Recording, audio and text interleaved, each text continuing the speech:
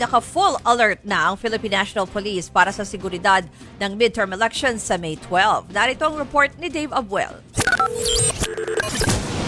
Philippine National Police para sa seguridad ng Bilang Pilipino 2025 sa May 12. Nasa 235,000 pulis ang ipinakalat sa iba't ibang bahagi ng bansa.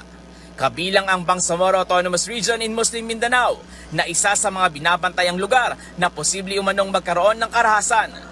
Mahigit 2,831 pulis ang magsisilbing bahagi ng Special Electoral Board sa rehiyon.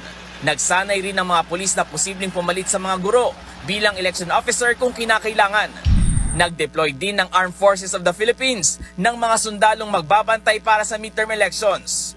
Ang ilang militar mula sa 4th Special Forces Battalion sa Isabela City, Basilan, ipinadala sa high-risk areas, partikular sa isla ng Haji Motamad at Tabuan Lasa, maging sa mga lugar na itinuturing na election hotspots.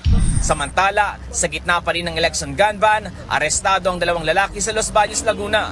Sinubukan pa umanong tumakas ng 2 matapos harangin ng mga pulis sa checkpoint.